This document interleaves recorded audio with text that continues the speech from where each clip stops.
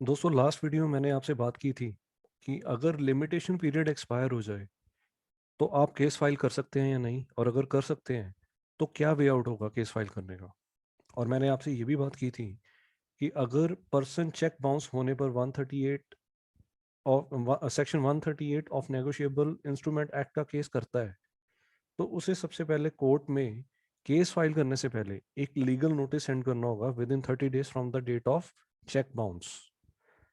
इस वीडियो में मैं आपसे बात करूंगा कि लीगल नोटिस की ड्राफ्टिंग के टाइम पर कौन कौन से ऐसे इंपॉर्टेंट पॉइंट्स हैं जो कि ध्यान में रखने बहुत ज़रूरी हैं, यानी कि जो मस्ट हैं, यानी कि बहुत ज़रूरी हैं नोटिस में मेंशन करना, क्योंकि अगर इन पॉइंट्स को प्रॉपरली कंसिडर नहीं किया गया तो इन केस अगर बाद में केस करना पड़ जाता है तो उस केस की ग्राउंड्स पर भी ऑटोमेटिकली इफेक्ट पड़ेगा। तो आइए देखते हैं कौन कौन से ऐसे इंपॉर्टेंट पॉइंट्स हैं जो लीगल नोटिस को स्ट्रॉन्ग बनाते हैं। तो दोस्तों सबसे पहले पॉइंट है लीगल नोटिस का बनाने के टाइम पर चेक बाउंस जब हुआ है उसके विद इन 30 days आपको लीगल नोटिस सेंड करना है। सेकेंड इंपॉर्टेंट फैक्टर जो है दोस्तों इस लीगल नोटिस में ये मेंशन करना कि ये चेक हमें दिया क्यों गया है,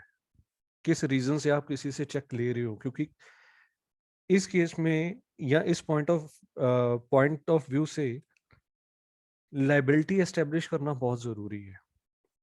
लाइबिलिटी एस्टेब्लिश करने से मेरा मतलब है कि आप किसी से चेक ले रहे हो उसके पीछे रीज़न क्या है, आपने कभी क्या किसी को लोन दिया था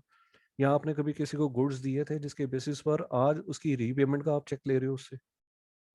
तो लाइबिलिटी एस्टेब्लिश करना दोस्तों बहुत ज़रूरी है। थर्ड इंपॉर्टेंट फैक्टर है अमाउंट ऑफ चेक, यानी कि जिस अमाउंट का चेक है वो भी आपको क्लियरली मेंशन करना है, एंड जिस डेट को वो चेक लिखा गया था वो भी आपको मेंशन करना है, and most importantly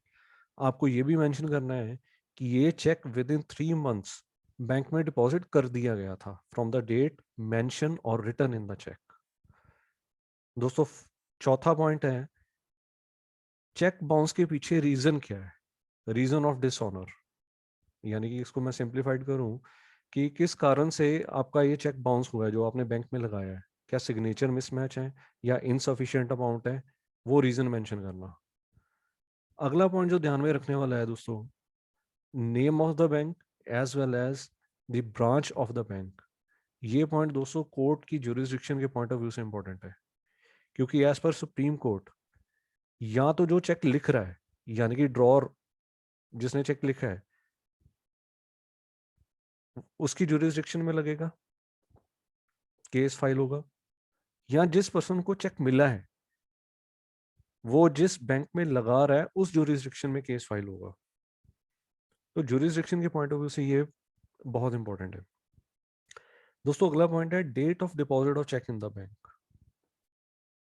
date of cheque bounce, and importantly date of receipt of memo from the bank.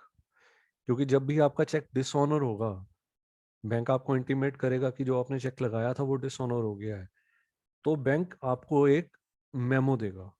उस पर उसका रीजन लिखा होगा कि किस कारण से वो चेक डिसऑनर हुआ है।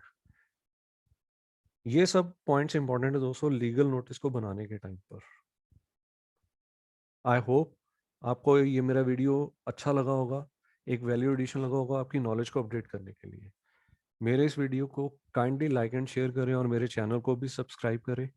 इन केस अगर आपका कोई डाउट है, आप कुछ पूछना चाहते हैं, तो उसके लिए आप नीचे कमेंट करके मेरे से कोई भी क्वेश्चन पूछ सकते हैं, डेफिनेटली उसका मैं आंसर आपको करूँगा। Thank you so much.